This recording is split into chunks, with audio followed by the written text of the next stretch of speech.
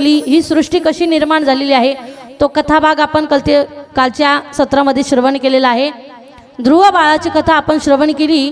जो 5 वर्षाचा ध्रुव आहे, दिसायला छोटा आहे, पण भगवान परमात्म्याची आराधना केली, तप केलं आणि तपाच्या बळावरती भगवान परमात्म्याची मांडी मिळाली आणि 36,000 वर्ष त्या ठिकाणी राज्य केलेलं आहे आणि तप करत होता। डगमग डोले माझी पाण्यावरी नावरे, पंढरीच्या पांडुरंगा बिगी बिगी दावरे, पंढरीच्या पांडुरंगा बिगी बिगी दावरे।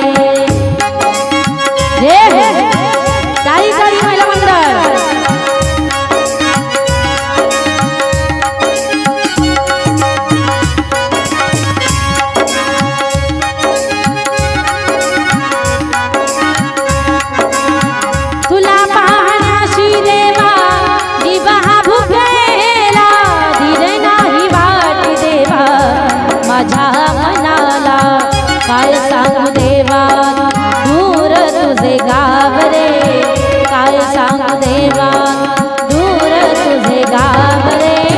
पंढरीच्या पांडुरंगा बिगी बिगी दावरे, पंढरीच्या पांडुरंगा बिगी बिगी दावरे।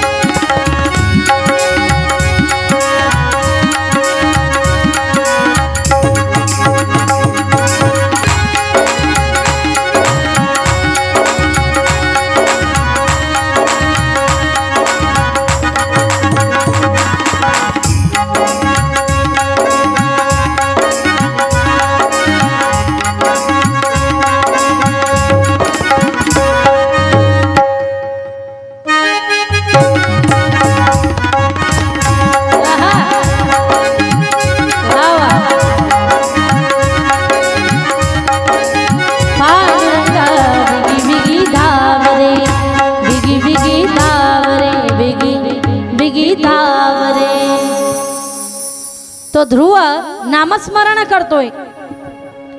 प्रल्हादासाठी देवा नरसिंह झाला, दृष्ट मारण्याला देवा तुझ सर झाला। काय सांगू देवा आता दूर तुझे गावरे, पंढरीच्या पांडुरंगा बिगी बिगी धावरे। नामस्मरण चालू आहे आणि तो प्रसंग आपण कालच्या सत्रामध्ये श्रवण केला।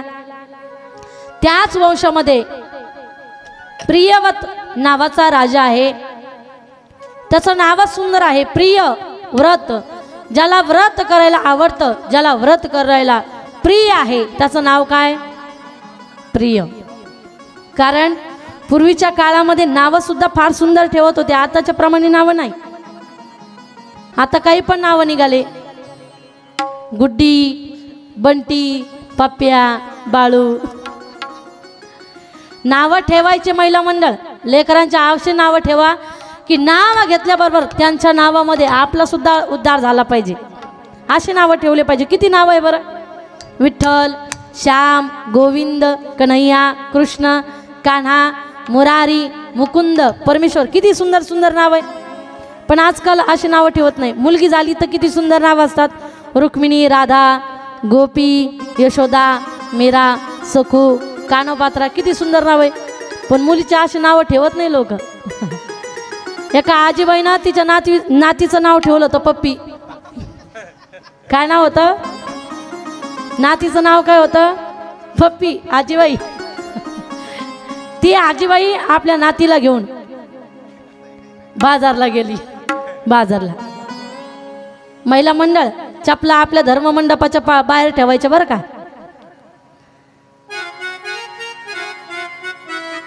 आणि बाजारला गेल्याच्या नंतर आता तिला तिच्या गावाला जायचं, पण बसही निघून गेली। दुसरी बस आहे पण गच्च भरलेली बस बरं का। आता त्या आजीबाईला काही जागाच भेटाना, ती आजीबाईला म्हणू लागली, कंडक्टर साहेब मला येऊ द्या म्हणे, माझ्या गावाला जायचंय, अगोदरच मला उशीर झाला. कंडक्टर म्हणतात, आजीबाई तुम्हाला येण्याकरता जागाच नाही म्हणे शिल्लक आता. आजीबाईने हात जोडले, काही करा कंडक्टर, जाऊ द्या, मला नका घेऊ, पण माझी पप्पी घ्या. कंडक्टर म्हणे, आजीबाई तुमचं वय काय, तुम्ही बोलता काय. आजीबाई म्हणते, मी बोलते काय म्हणजे, जाऊ द्या, मला नका घेऊ, तुम्ही म्हणता ना गाडीमध्ये जागा नाही, बसमध्ये जागा नाही, तुम्ही मला नका घेऊ, पण माझी. कंडक्टर म्हणे, का हो आजीबाई तुमचा मेंदू काम करीना काय म्हणे. आजीबाईच्या मग लक्षामध्ये आला. आजीबाई म्हणतात, ए वेड्या, अरे पप्पी म्हणजे माझ्या नातीचं नाव आहे रे, पप्पी माझ्या नातीला घेऊन जाय, मला नका नेऊ. म्हणजे नावं ठेवत असताना अशी नावं ठेवले पाहिजे की त्या नावामुळे आपला सुद्धा उद्धार झाला पाहिजे बरं का. म्हणून ध्रुव नाव किती सुंदर आहे, प्रियव्रत नाव किती सुंदर आहे. ज्याला व्रत करायला आवडतं त्याचं नाव काय, प्रियव्रत. त्याच वंशामध्ये अनेक राजे होऊन गेलेले आहे. त्याच राजामध्ये ऐका, प्रियव्रताने विश्वकर्मा प्रजापतीच्या कन्याशी विवाह केला आणि त्याच नंतर त्यांच्या वंशामध्ये भरत राजाची कथा आलेली आहे. जळ भरत नावाचा राजा आहे. वृषभ देवाने आपल्या पुत्रांना सांगितलं, त्यांना 100 मुलं होते. किती? 100 मुलं होते. 99 मुलांना सांगितलं जा वनामध्ये तप करा, आणि जो भरत होता त्याला सांगितलं तू राज्य सांभाळ. आणि भरत राजा त्या ठिकाणी राज्य सांभाळू लागलेला आहे. पण राज्य सांभाळत असताना त्याच्या लक्षामध्ये आलं की देवाने आपल्याला एवढं सुंदर दिलं, शरीर दिलंय, पण कशा करता, त्याचं नामस्मरण करण्याकरता देवाने देह दिलाय, पण या देहाचं महत्त्व माणसाला कळालंच नाही. किती सुंदर शरीर दिलंय. देवे दिला देह भजन गोमटा, देवे दिला देह भजन गोमटा, देवे दिला देह भजन गोमटा, देवे दिला देह भजन गोमटा. हे हो हरि बोल.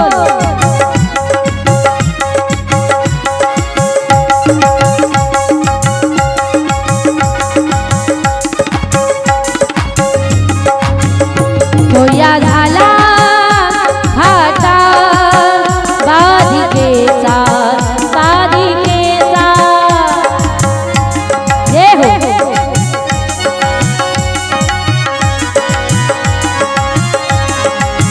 देवे दिला देह भजन गोमटा, देवे दिला देह भजन गोमटा, देवे दिला देह भजन गोमटा, देवे दिला देह भजन गोमटा.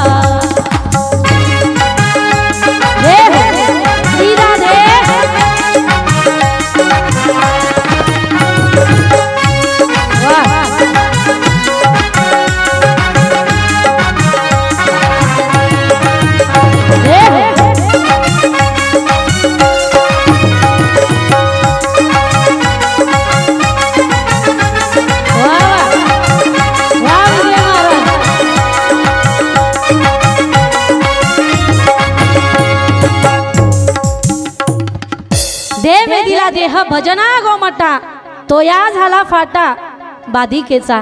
एकदा पुरुष मंडळ, महिला मंडळ, आमच्या गुणीजन मंडळाकरता एकदा जोरदार टाळ्या झाल्या पाहिजे. गोल तबल्याची साथ देणारे हरिभक्त पारायण आमचे विजय महाराज असतील, पॅडवादक आमचे अनिकेत दादा असतील, तसेच गोल अशी साथ देणारे हरिभक्त पारायण वैजनाथ महाराज असतील, आणि ज्यांची गोल अशी सिस्टम आहे, ज्यांचे खरंच सिस्टम तर गोड आहेच, पण त्यांचा स्वभाव सुद्धा गोड आहे बरं का. त्यांच्याकरता सुद्धा एकदा जोरदार टाळ्या झाल्या पाहिजे. वा वा. देवाने शरीर दिलंय नामस्मरण करण्याकरता, पाय दिले तीर्थयात्रा जाण्याकरता, महिला मंडळ पुरुष मंडळ देवाने हात दिले कशा करता साहेब, कशा करता? टाळी वाजवून भजन करण्याकरता दिलेच, पण दान धर्म करण्याकरता माणसाला देवाने हात दिले, पण कुठं काय दान करावं हे कळायला पाहिजे. ऐका, आपल्याकडे कितीही धन असू द्या, आपल्याकडे किती धन असू द्या, मला सांगा तुम्ही पैठणचं धरण पाहिलं का? पाहिलं ना? हां, ते जर पाण्याने गच्च भरलं आणि मोऱ्या वाटा आपण पाणी सोडलंच नाही तर काय होईल? आवाज कमी कर. काय होईल? ते धरण फुटेल. म्हणून त्या धरणाला मोऱ्या वाटी पाणी आपण सोडलंच पाहिजे. तसं ऐका, आपल्याकडे कितीही धन असू द्या, पण धन जर आपण सत्कार्यामध्ये दिलं नाही तर फुटण्याची शक्यता असते. म्हणून हनुमंतरायाचं आपल्याला मंदिराचं बांधकाम करायचं ना, तर आपण दान धर्म केला पाहिजे. का? तर आपण मनुष्य आहोत आणि आपण ते कार्य, चांगलं कार्य केलंच पाहिजे. म्हणून आपण दान धर्म केलाच पाहिजे. ऐका, दान धर्म, देवाने आपल्याला धन दिलं. ऐका महिला मंडळ, आपलं नाही आहे ते धन, आपलं नाही. देह सुद्धा आपलं नाही. देह हे काळाचे, धन हे कुबेराचे, येथे मनुष्याचे. काय आहे? ऐका, ज्या धनाचा आपण एवढा गर्व करतो ना, वैजनाथ महाराज, काही काही लोकांना धनाचा फार गर्व असतो बरं का. काय? काही काही लोकांना धनाचा, पैशाचा फार गर्व असतो. पण धनाचा गर्व माणसाने कधीच करायचा नाही. आणि लईच आपल्याला गर्व आला ना धनाचा, एकदा स्मशानभूमीकून चक्कर मारून यायची. कळालं का तुम्हाला मला काय म्हणायचं? आपल्याला जर पैशाचा लईच खूप घमंड आला ना, तर फक्त स्मशानभूमीकून एकदा चक्कर मारून यायची. का? तर आपल्यापेक्षा भले भल्याची तिथं माती झाली. म्हणून पैशाचा घमंड करायचा नाही. का? जोपर्यंत माणूस जिवंत आहे ना, पुरुष मंडळ, महिला मंडळ, तर दान धर्म करून घ्या. आपण बरोबर काहीच येणार नाही, काहीच नाही नेणार. केलेलं चांगलं सत्कार्य, दान धर्म आणि भगवान परमात्म्याचं नामस्मरण, या 3 गोष्टी आपण बरोबर नेणार आहे. काही नेणार नाही आपण बरोबर, काहीच नाही. आपल्याकडे किती किमतीचा बंगला असू द्या, मला सांगा, शेवटच्या वेळेला आपल्याला त्या बंगल्यामध्ये जाळतात का? हा, नाही. पाहुणे रावळे घरातील म्हणतात याला पुढं घाला, नाही तर ते माग येईल. आपल्याकडे किती किमतीची गाडी असू द्या, मला सांगा, त्या गाडीमध्ये आपल्याला शेवटच्या वेळेला नेतात का स्मशानभूमीमध्ये? नाही. किती जणांच्या खांद्यावरती नेतात? हा, मला, मी आणखी गेले नाही ना तर सांगितलं असतं तुम्हाला. हा, किती जण लागतात आपल्याला? 4 जण लागतात. 5वा सुद्धा लागत नाही तिथं. एक तर रस्ता दाखवायलाच राहतो, चला माझ्या मागे. आणि आपण 4 जणांच्या खांद्यावरती जाणार, पण ते पण 4 जण कोण असते? हा, कोण असतात ते? भावकी. जी भावकी आपण जिवंतपणी आपल्या बरोबर कधी सरळ चलत नाही का? जिवंत असल्यावर ती भावकी फक्त एकदाच सरळ चलते. केव्हा? जेव्हा त्यांच्या मनासारखं होईल, जेव्हा आपण त्यांच्या खांद्यावरती जाऊ, तेव्हाच ती सरळ चलते. म्हणून आएगा जब रे बुलावा हरी का, छोड़ के सब कुछ जाना पड़ेगा. आएगा जब रे बुलावा हरी का, छोड़ के सब कुछ जाना पड़ेगा.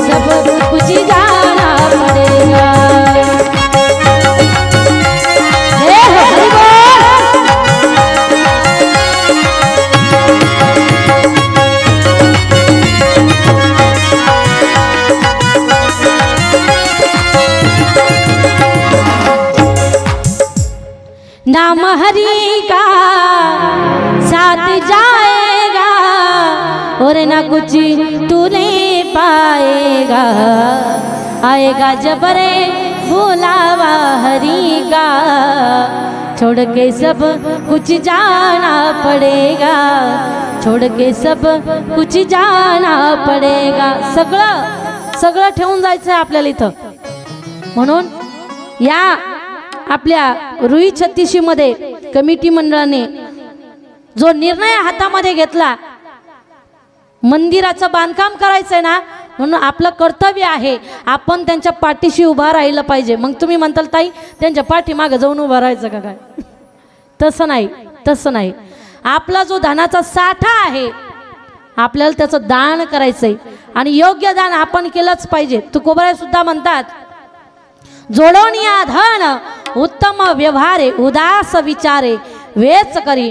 म्हणून भरत राजा सुद्धा विचार करू लागला, देवाने शरीर दिलंय नामस्मरण करण्याकरता, सर्व राजाचा त्याग केला, वनामध्ये गेलेले आहे, पर्णकुटी तयार केलेली आहे आणि नामस्मरण करू लागले. दर्शन दे रे भगवंता, दर्शन दे रे भगवंता.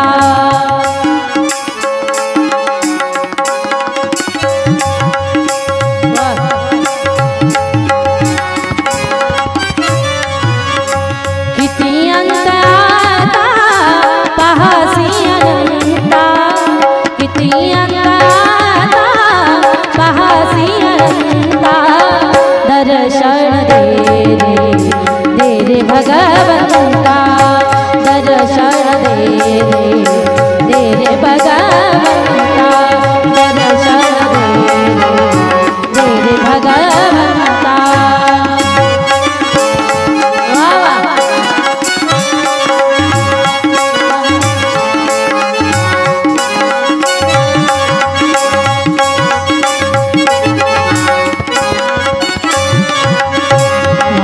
पिताची सेवा पुंडलिकाची, भक्ती पाहिली तू गोऱ्या कुंभाराची, तैसे भावे तुझे कृपावंता, तैसे भावे तुझे कृपावंता. दर्शन दे रे भगवंता, दर्शन दे रे भगवंता, दर्शन दे रे भगवंता, दे रे भगवंता, दे भगवंता. गोड नामस्मरण भरत राजा करू लागला आणि त्या ठिकाणी एका दिवशी स्नान करत असताना हरणाचा कळप नदीवरती पाणी पित होता. पाणी पित असताना वाघाची डरकळे ऐकली, हरिणी घाबरल्या, हरिणी पळवू लागल्या. पळता पळता त्या ठिकाणी एका हरणाचा गर्भपात झाला. जे हरणाचं पिलू होतं, पाडस होतं, त्या नदीमध्ये पाण्यामध्ये वाहू लागलं. भरत राजाला दया आली, हरणाला उचललं, पाडसाला उचललं, आपल्या पर्णकुटीमध्ये घेऊन आलेले आहे. ज्या भरत राजाने सर्वांचा त्याग केला होता तो भरत राजा आज हरणाची सेवा करू लागलेला आहे. तप करण्याकरता भरत राजा बसले की मनामध्ये विचारायचा, हे हरणाचं पिलू आपल्याला एका ना एका दिवशी सोडून जाणार. तो दिवस उगवला, हरणाचं कळप त्या ठिकाणी आलेला आहे. जे भरत राजाजवळ हरिण होतं, पिलू होतं, त्या हरणाच्या कळपामध्ये निघून गेलं. तेवढ्यामध्ये भरत राजाचा प्राण गेला आणि वासना हरणाच्या ठिकाणी गुंतली होती म्हणून हरिण व्हावं लागलं. जड भरत राजा हरणी गर्भा गेला, घाला तो घातला वासनेने, हरिण व्हावं लागलं. पण ऐका, मागच्या जन्माचं ज्ञान होतं. हरणाच्या रूपामध्ये सुद्धा भरत राजा टुनटुन उड्या मारायचे, नामस्मरण करायचे आणि ते शरीर सुद्धा भरत राजाचं पडलं. आणि नंतर ब्राह्मण कुळामध्ये जन्म भेटला आणि नाव ठेवलेलं आहे भरत. आणि जड म्हणून राहायचे, वेड म्हणून राहायचे, वेड्यासारखं राहायचे. का तर पाठीमागच्या जन्मामध्ये वासना गुंतली होती म्हणून वेड्यासारखं राहायचे. जे भाऊ होते काम सांगायचे, सारखं काम सांगायचे, ए भरत हे काम कर, ए भरत ते काम कर. जड भरत म्हणायचे, जड भरत. आणि एकदा एका शेताचं राखण काम करण्याकरता भरत राजाला त्या ठिकाणी पाठवलेलं आहे. आणि त्याच नगरीचा चोरांचा सरदार त्या ठिकाणी आला. पालखी समोरून येते आणि एका ब्राह्मणाने सांगितलं होतं की जो सरदार आहे त्याला पुत्र नव्हता, मुलगा नव्हता. ब्राह्मणाने सांगितलं की ज्या वेळेस तू नरबळी देशील ना त्याच वेळेस तुला मुलगा होईल. त्या चोरांच्या सरदाराने सांगितलं जा, जो कोणी तुम्हाला समोर दिसेल ना त्याला पकडून आला आणि त्याचा आपण बळी देऊ. भरत राजाला चोरांनी पकडलेलं आहे, नेलं आणि देवी समोर उभा केलेला आहे. का तर देवीला नरबळी द्यायचा. काय? देवीला नरबळी द्यायचा. लक्ष देऊन ऐका. भरत राजाला त्या ठिकाणी आटी विचारू लागले, सांग तुझी शेवटची आट काय आहे, काय मागणी आहे तुझी? काही नाही म्हणे, मला काही नको. भरत राजाला नवे कपडे परिधान केले, नवे वस्त्र घातलेले आहे. का? कशाला नरबळी द्यायचा आहे? देवीला. आणि भरत राजाला हार सुद्धा घातलेला आहे. का? नरबळी द्यायचा आहे. पुन्हा भरत राजाला अंगाला हळद लावू लागले. का? नरबळी द्यायचा. कशाला? देवीला. देवीला तुम्हाला सुद्धा हळद लावली होती बा. कशा करता?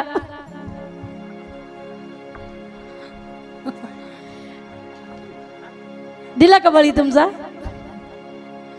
ऐका, त्या ठिकाणी भरत राजाच्या मस्तकावरती वार करणार तलवारीचा त्यावेळेस जगदंबा माता प्रगट झालेली आहे.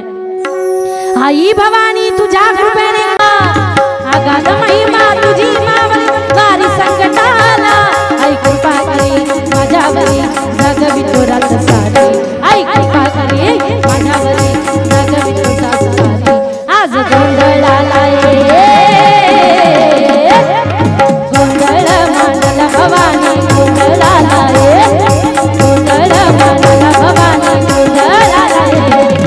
उदय उदय उदय उदय उदय बोला पुष्पंदर.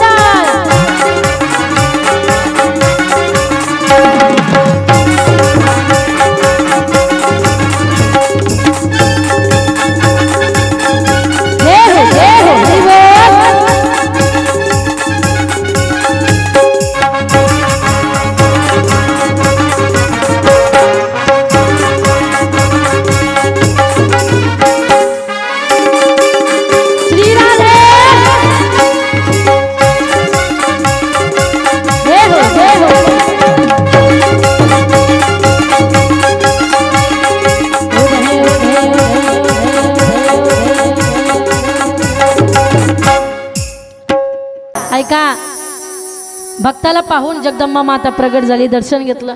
भरत राजा पुन्हा आपल्या कामावरती गेले. त्याच ठिकाणी त्याच रस्त्यानं रहुगण नावाचा राजा पालखीत बसून चालला होता. आता पूर्वीच्या काळामध्ये पालखीनं प्रवास असायचा, पालखी असायची अशी. आता ती पालखी बघायलाच भेटत नाही, आता फक्त लग्न पत्रिकेवरतीच बघायला भेटते. पाहिले ना तुम्ही ती पालखी? हा, एक जण समोर असायचा, एक जण पाठीमागा असायचा आणि राजा पालखीमध्ये बसलेला होता. आणि जो समोरचा व्यक्ती होता त्याचा खांदा दुखू लागला. राजे, माझा फार खांदा दुखतोय. राजा म्हणे, जा, जो कोणी दिसल त्याला पकडून आणा आणि पालखी त्याच्या खांद्यावरती द्या. भरत राजा दिसले, पण ऐका, भरत राजाला त्या ठिकाणी पालखी उचलण्याकरता त्या ठिकाणी ठेवलं. पण भरत राजा काय करायचे, या जन्मामध्ये तरी आपल्याकडून कुठलाच प्रकारचा अपराध नाही घडला पाहिजे, त्याकरता काय करायचे ऐका, पालखी आपल्या खांद्यावरती घेऊन चालू लागले. पण ऐका, काय घडायचं माहिती आहे का, राजा रहुगण नावाचा राजा पालखीमध्ये बसलेला आहे. भरत राजा काय करायचे, पुढे समोर आहे भरत राजा बरं का, चालत असताना काय करायचे, समोरून किडा आला की पायाखाली तुडू नये, येऊ नये याच्याकरता काय करायचे, टुनकून उडी मारायचे. उडी मारली की राजाचं डोकं कुठं लागायचं, पालखीला लागायचं. पुन्हा किडा आला, मुंगा आला की पुन्हा उडी मारायचे आणि राजाचं डोकं कुठं लागायचं, पालखीला लागायचं. असं 2दा-3दा उडी मारता मारता राजाला पार टेंगुळच आला. राजाला राग आला. राजा बाहेर आला, का रे, नीट चालता येत नाही का तुला, व्यवस्थित चालता येत नाही का. मारण्याकरता धावले. पण भरत राजा म्हणतो, हे राजा, अरे तू काय मारणार मला, मला मारणारा तर तो आहे, तू काय मारणार आहेस मला, काय मारतोस तू. राजा, हे शरीर सहजासहजी मिळालं नाही राजा. जिंदगी का किराए कागर है बदलना पड़ेगा, एक ना एक दिन बदलना पड़ेगा, एक ना एक दिन बदलना पड़ेगा.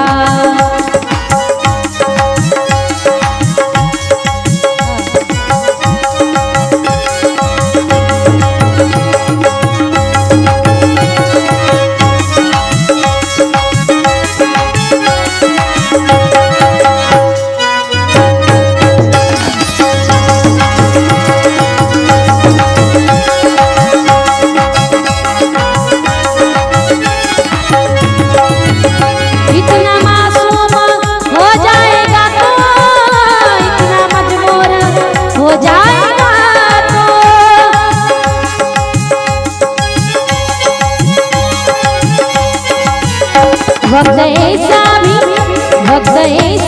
भी आएगा नादान, तुझको कांटों पे चलना पड़ेगा. जिंदगी का किराया कागर है, एक ना एक दिन बदलना पड़ेगा. नारीकारी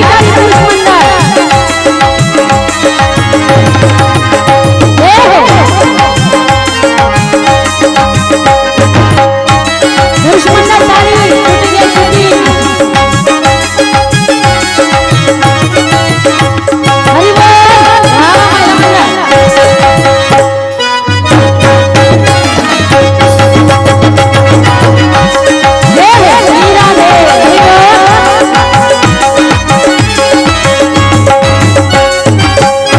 वक्त ऐसा भी नादान,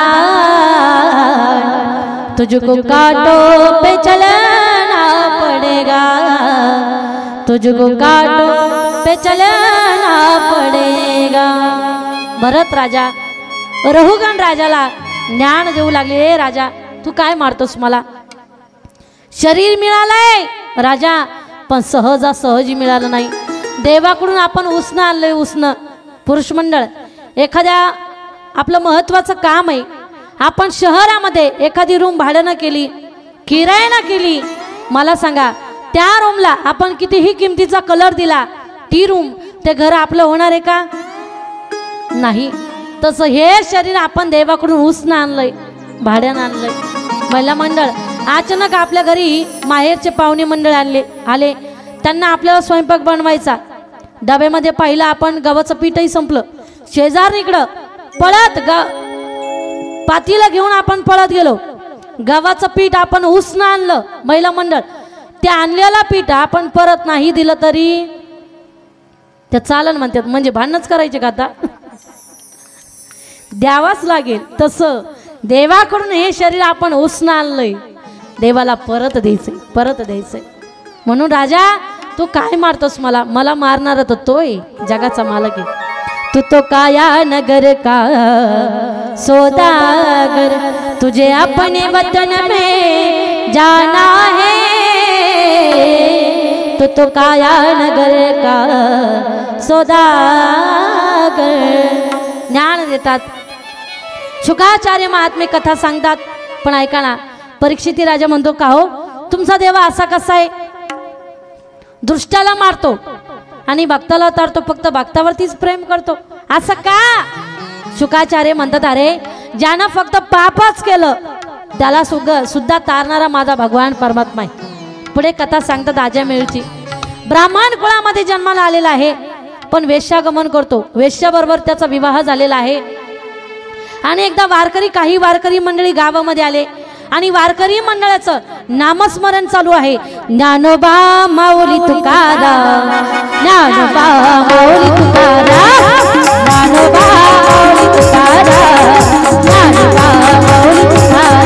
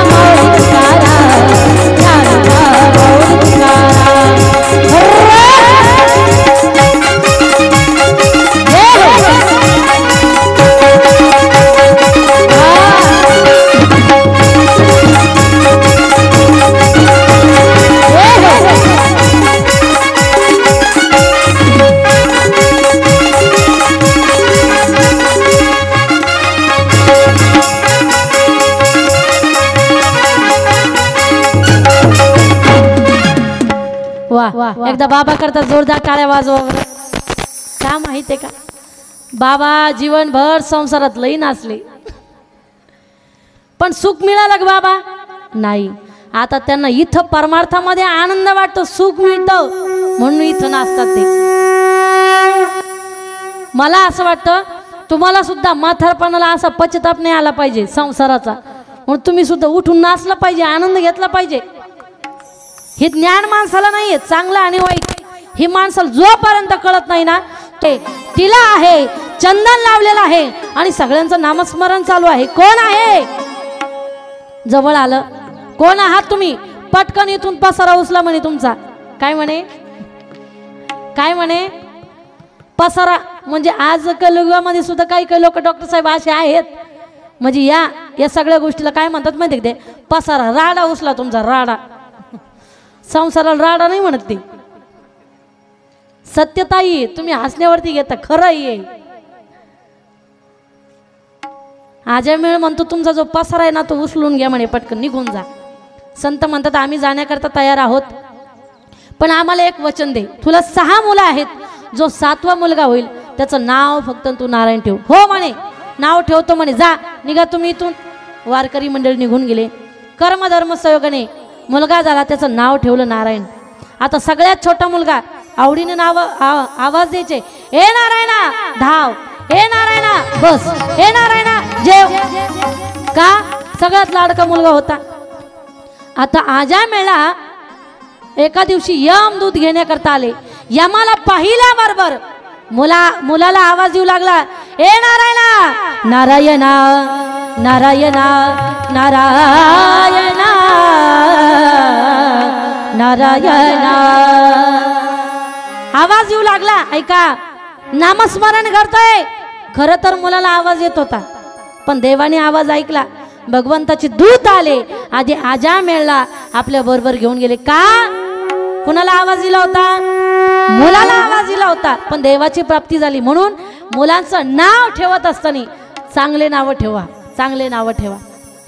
म्हणून त्या ठिकाणी आजामेळचा उद्धार झालेला आहे. गोपाल कृष्ण भगवान की जय, राधा राणी की जय, जय जय श्री राधेशा. म्हणून त्या देवाचं नामस्मरण केलं की आपला का उद्धार होणार नाही. ज्या आजामेळनं जीवनभर पाप केलं त्याचा उद्धार झाला. घेतना घेतना विठोबाचे हो पर्वत जळती पापाचे, हो पर्वत जळती पापाचे, हो पर्वत जळती पापाचे.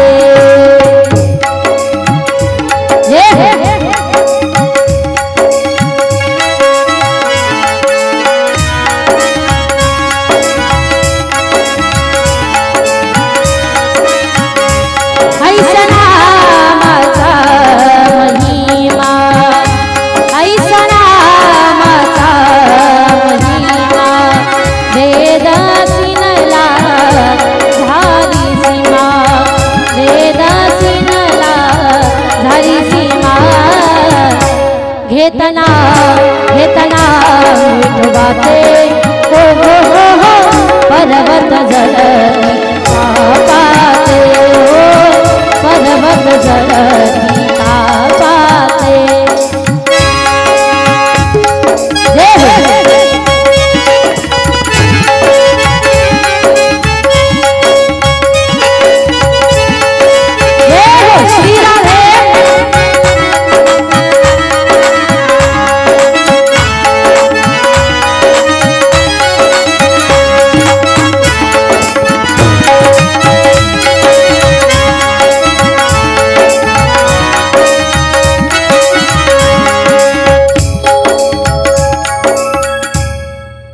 ऐसा नामाचा महिमा वेदसिनला झाली सीमा, वेदसिनला झाली सीमा.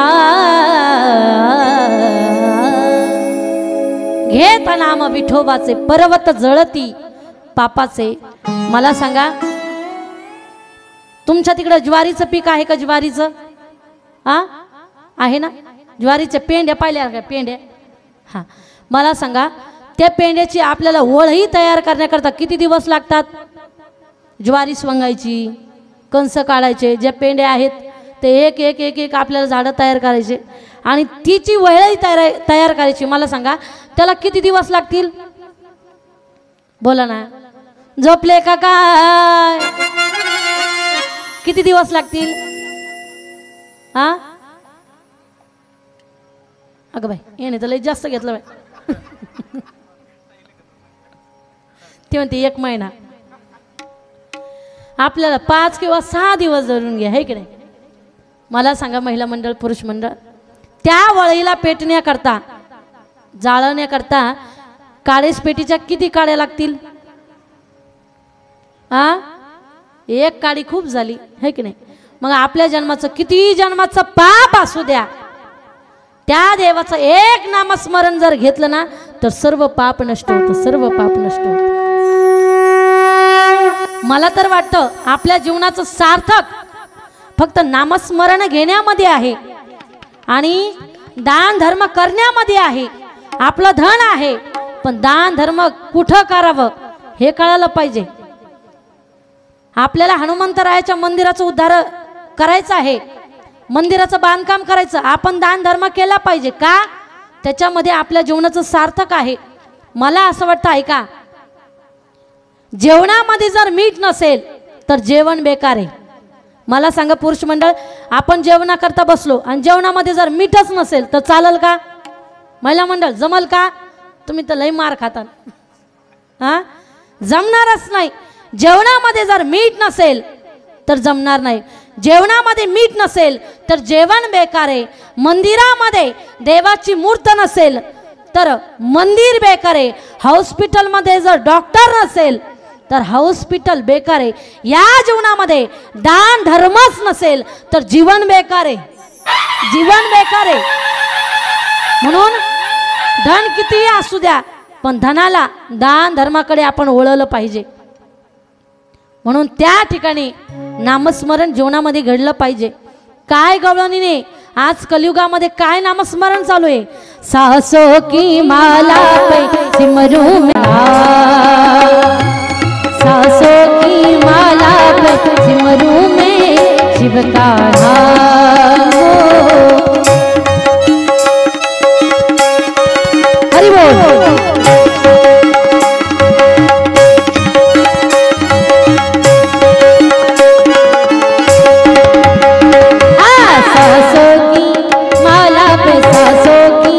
माला पे सिमरू में शिव का नाम, सासों की माला पे सिमरू में शिव का नाम.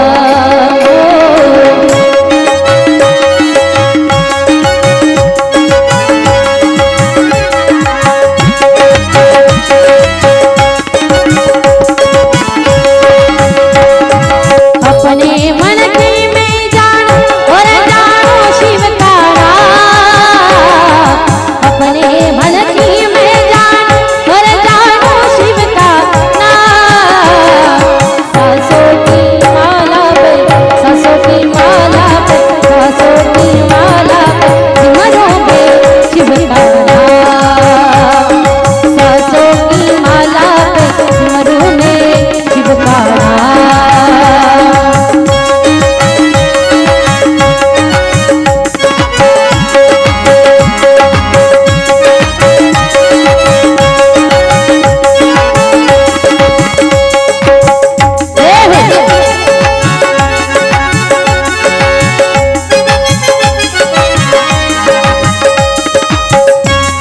हरि बोल श्री राधे.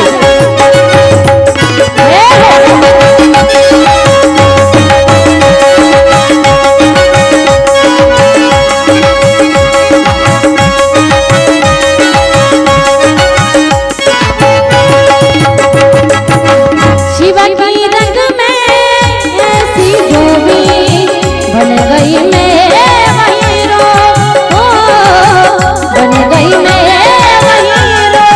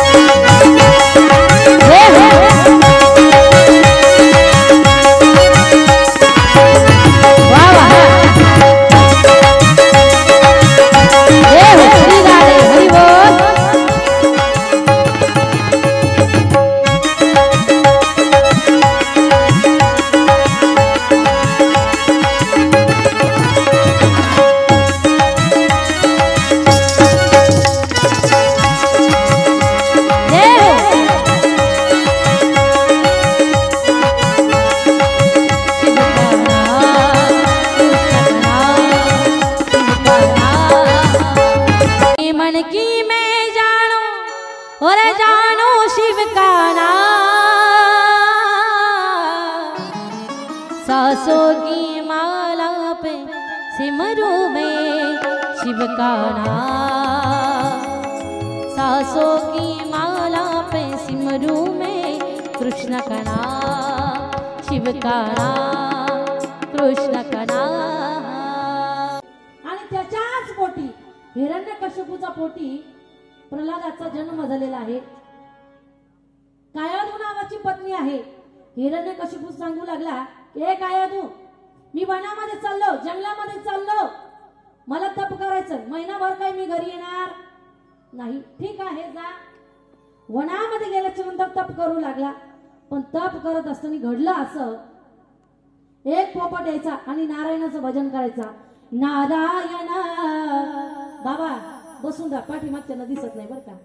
नारायण नारायण नारायण नारायण नारायण श्रीमण नारायण नारायण नारायण नारायण नारायण नारायण नारायण नारायण। गोड भजन पोपट करू लागला। हिरण्यकश्यपूला राग आला, घरी आले, पत्नी म्हणू लागला, तुम्ही तर महिनाभर घरी येणार नव्हते, काय झालं? हिरण्यकश्यपू सांगू लागला, मी तप करण्याकरता बसलो, ज्या झाडाखाली बसलो ना त्या झाडावरती एक पोपट आला होता आणि तो माझ्या दुश्मनचं नाव घेत होता। पोपट माझ्या, हिरण्यकश्यपू म्हणतो की माझ्या त्या देवाचं नाव